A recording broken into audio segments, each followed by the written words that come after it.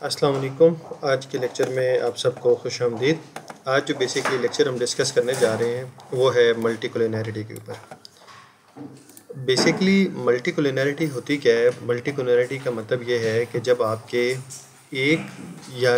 दो या दो से ज़्यादा इंडिपेंडेंट वेरिएबल्स का आपस में रिलेशनशिप बहुत ज़्यादा स्ट्रांग हो जाए, तो इसका मतलब ये होता है कि आपके डाटा सेट के अंदर मल्टीकुलिनैरिटी का इशू अराइज हो चुका हुआ है। तो इसको पहले यहाँ पे जो डेफिनेशन लिखी हुई है इसको रीड कर लेते हैं, फिर इसको हम थोड़ा सा डिटेल में डिस्कस कर लेते हैं। So multicollinearity refers to a statistical phenomena in which two or more independent variables in a multiple regression model. अब मल्टीपल रिग्रेशन मॉडल क्यों लिखा हुआ है? मल्टीपल रिग्रेशन मॉडल इसलिए लिखा हुआ है कि मल्टीपल रिग्रेशन मॉडल वही होता है जिसमें एक से ज़्यादा आईवीज होते हैं। तो अगर आपके पास आईवी होगा तो उसको सिंपल रिग्रेशन मॉडल कहते हैं, एक से ज़्यादा होंगे तो उसको मल्टीपल रिग्रेशन मॉडल कहते हैं। और अगर आपके आईवीज मल्टीपल रिग्रेशन मॉडल में हाईली कोरिलेटेड हो तो इसका मतलब ये है कि उनमें स्ट्रांग लीनियर रिलेशनशिप है और उसकी वजह से आपके पास डाटा के अंदर मल्टीकुलिनैरिटी का इशू आ जाता है। अब जब मल्टीकुलिनैरिटी आ गई है तो इसका मतलब क्या, इससे होगा क्या? मल्टीकुलिनैरिटी की वजह से this can lead to difficulties in estimating the true effect of each variable on the dependent variable because of the independent variables provide overlapping and redundant information.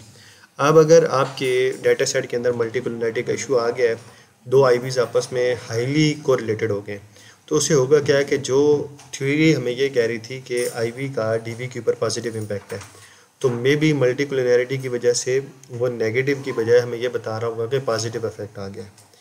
तो एक तो ये आएगा, और दूसरा हो सकता है कि एक जिस वेरिएबल ने सिग्निफिकेंट होना था मे बी वो इनसिग्निफिकेंट हो जाए।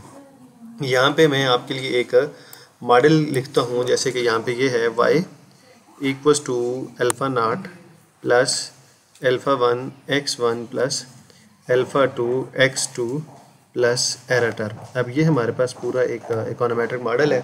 इसमें y हमारे पास डिपेंडेंट वेरिएबल है, x1 और x2 इंडिपेंडेंट वेरिएबल थे। अब ये मल्टीपल रिग्रेशन मॉडल है क्योंकि इसमें एक से ज़्यादा आईवीज मौजूद है। अब मल्टीकुलिनैरिटी क्या है कि अगर आपका x1 x2 को हाईली अफेक्ट कर रहा हो, अब जितना भी इकोनॉमिक्स का डाटा है या फाइनेंस का डाटा होता है उसमें मोस्टली ऐसा होता है कि हर आईवी दूसरे आईवी को कहीं ना कहीं अफेक्ट कर रहा होता है, क्योंकि इकोनॉमिक्स और फाइनेंस का डाटा आपस में कोरिलेटेड होता है। हर वेरिएबल एक दूसरे को कहीं ना कहीं अफेक्ट हो रहा है, लेकिन देखने वाली बात ये होती है कि वो कितना उसको अफेक्ट कर रहा है। अगर हम उसका कोरिलेशन मैट्रिक्स रन करें और वो क्लोज टू 1 आ रहा हो तो इसका मतलब ये है कि उन दोनों वेरिएबल्स का आपस में हाईली कोरिलेटेड इफेक्ट है, हाईली कोरिलेशन है, जिसकी वजह से मल्टी का इशू आ रहा है और वो हमारे रिजल्ट्स में कहीं ना कहीं बाइसनेस का इशू बनेंगे। तो जैसे कि यहाँ पे अगर हम x1 ले लेते हैं, हमारे पास सेविंग है, और x2 हम ले लेते हैं इन्वेस्टमेंट है, और यहाँ पे y हम ले लेते हैं कि ये जैसे कि हमारे पास जीडीपी है, और हम ये देखना चाह रहे हैं कि सेविंग और इन्वेस्टमेंट का जीडीपी के ऊपर क्या इम्पैक्ट है।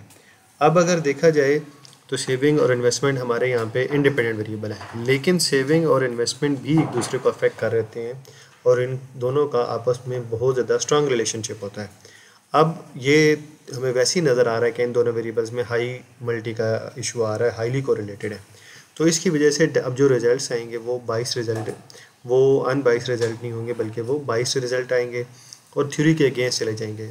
समटाइम ऐसा होता है कि जब हमारे डाटा सेट के अंदर मल्टी का इशू आ जाए तो मल्टी के इशू के आने की वजह से जो वेरिएबल्स का नेगेटिव इम्पैक्ट आना था उनका पॉजिटिव इम्पैक्ट आना शुरू हो जाता है, और जिनका पॉजिटिव इम्पैक्ट आना हो उसकी वजह से वो नेगेटिव इम्पैक्ट आना शुरू हो जाता है।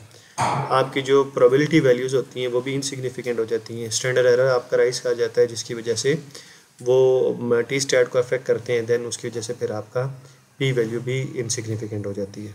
तो मल्टीकुलिनैरिटी बेसिकली क्या है? जब आपके दो आईवीज आपस में हाईली कोरिलेटेड हों तो उसकी वजह से डाटा सेट के अंदर दो या दो से ज़्यादा भी लाजमी नहीं, दो से ज़्यादा भी वेरिएबल आपस में हाईली कोरिलेट हो सकते हैं।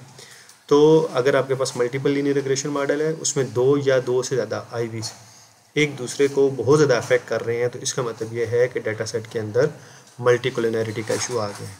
और मल्टीकुलिनैरिटी का इशू जो ज़्यादातर होता है वो टाइम सीरीज़ डाटा के अंदर होता है, ना कि क्रॉस सेक्शनल या पैरेलल डाटा के सेट के अंदर। उनमें भी होता है, लेकिन ज़्यादा इशू ये टाइम सीरीज़ डाटा के सेट के अंदर होता है। तो आज के लेक्चर के लिए इतना ही। अगर आपको आज का लेक्चर अच्छा लगा हो तो वीडियो को लाइक एंड शेयर करें।